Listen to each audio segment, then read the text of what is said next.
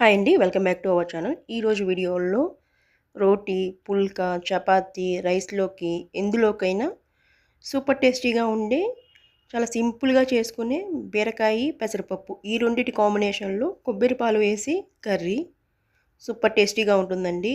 బీరకాయలో ఫైబరు, పెసరపప్పు బాడీని చలువ చేస్తుంది, అలాగే కొబ్బరి పాలు, ఈ మూడింటి కాంబినేషన్లో కర్రీ అంటే హెల్దీ కర్రీ, అలాగే వెయిట్ లాస్ రెసిపీ. ఇప్పుడు ఎలా ప్రిపేర్ చేసుకోవాలో చూద్దాము. నేను ఇక్కడ ఒక హాఫ్ కప్పు వరకు పెసరపప్పును తీసుకున్నాను. ఈ పెసరపప్పుని వాటర్ పోసుకొని ఒక 10 నుండి 15 నిమిషాల వరకు నానబెట్టుకోండి. ఈ కర్రీలోకి కొబ్బరి పాల కోసము నేను ఇక్కడ ఒక ఫుల్లు కొబ్బరికాయని తీసుకున్నాను. వీటిని సన్నగా ముక్కలుగా కట్ చేసుకున్న తర్వాత మిక్సీ జార్లో వేసుకొని వాటర్ని ముందుగా ఒక పావు గ్లాస్ వరకు యాడ్ చేసుకోండి. తర్వాత మిక్సీ పట్టేటప్పుడు కొద్దిగా వాటర్ని యాడ్ చేసుకుంటూ ఇలా లూజ్గా పట్టుకోండి. నాకైతే ఒక 3/4 గ్లాస్ వరకు వాటర్ని అయితే యాడ్ చేసి ఇలా మెత్తని పేస్ట్ చేసుకున్నాను. వీటిని క్లాత్లో వేసుకొని కొబ్బరి పాలు తీయచ్చు, అలాగే ఇలా చిల్లులు గరిటెలో వేసుకొని కూడా తీయచ్చు. నేనైతే చిల్లులు గరిటెలో కొబ్బరి పాలను తీస్తున్నాను. ఇలా చేత్తో కానీ పిండామంటే కొబ్బరి పాలన్నీ చక్కగా వస్తాయి, అలాగే ఎక్కడ పాలు అనేది లేకుండా డ్రైగా వచ్చింది. మీరు ఇక్కడ కానీ చూసారంటే ఇలానే మొత్తం పిండుకున్న తర్వాత లాస్ట్లో స్పూన్తో ప్రెస్ చేసుకున్న తర్వాత మీరు ఇక్కడ పాలను కానీ చూసారంటే చిక్కటి పాలు వచ్చాయి. ఇలా తీసుకున్న ఈ కొబ్బరి పాలని పక్కన పెట్టుకొని ఇప్పుడు కర్రీ కోసము నేను ఇక్కడ 2 పెద్ద సైజు బీరకాయలను అయితే కర్రీ కోసం తీసుకున్నాను. ఈ బీరకాయల్ని పీల్ చేసుకోవాలి. ఈ బీరకాయలు కొందరైతే లైట్గా పీల్ చేసుకొని పైన తొక్కుతోనే చేసుకుంటారు. నేనైతే పిల్లలు తినాలి కాబట్టి కొంచెం పైన తొక్కు ఎక్కువగానే తీస్తున్నాను. ఇలా సన్నగా కట్ చేసుకున్న తర్వాత ఈ బీరకాయ ముక్కల్ని వాటర్లో వేసుకొని ఇందులో ఒక 1 టేబుల్ స్పూను సాల్ట్ వేసుకొని మనం కర్రీ చేసుకునేంత వరకు వీటిని ఈ వాటర్లోనే ఉంచండి. ఇలా చేయడం వల్ల ఈ బీరకాయ ముక్కలు ఫ్రెష్గా ఉంటాయి. ఇప్పుడు స్టవ్ మీద కడాయి పెట్టుకొని కడాయిలో 2 టేబుల్ స్పూను ఆయిల్ని వేసుకోండి.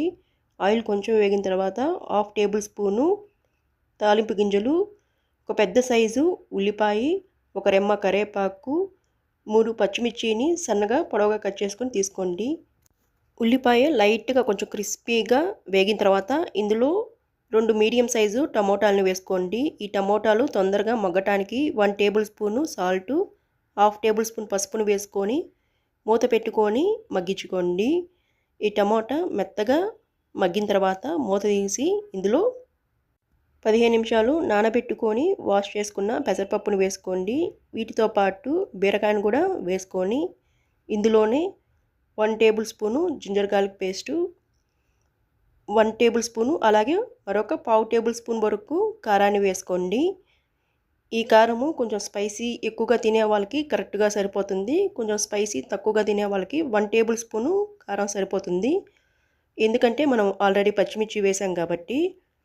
ఇందులోనే ఒక 2 to 3 మినిట్స్ మూత పెట్టుకొని ఉడికించుకున్న తర్వాత కొబ్బరి పాలను కూడా వేసుకొని కొబ్బరి పాలు మొత్తము మిక్స్ చేసుకున్న తర్వాత అలాగే కొబ్బరి పాలు తీసిన బౌల్లో వాటర్ని కొంచెం యాడ్ చేసుకొని ఆ వాటర్ని కూడా కర్రీలో వేసుకోండి. ఇప్పుడు ఉప్పు కారాలు చెక్ చేసుకొని మీ టేస్ట్కి తగ్గట్టుగా వేసుకోండి. నాకైతే ఇక్కడ సాల్ట్ కొంచెం తగ్గినట్టు అనిపించింది. ఒక 1/2 టేబుల్ స్పూన్ వరకు సాల్ట్ని యాడ్ చేశాను. మూత పెట్టుకొని 10 నుండి 15 నిమిషాలు మీడియం ఫ్లేమ్లో ఉడికించుకోండి. 10 నిమిషాలు మీడియం ఫ్లేమ్లో, 5 నిమిషాలు లో ఫ్లేమ్లో ఉడికించుకున్న తర్వాత ఫైనల్గా కొత్తిమీర చల్లుకొని స్టవ్ ఆఫ్ చేసుకోండి. రోటీ పుల్కాలోకి బెస్ట్ కాంబినేషన్ అని చెప్తాను. ట్రై చేయండి. ట్రై చేసి ఎలా వచ్చిందో నాకు కామెంట్ బాక్స్లో కామెంట్ చేయండి. ఈ వీడియో కనుక నచ్చితే ఒక లైక్ చేయండి.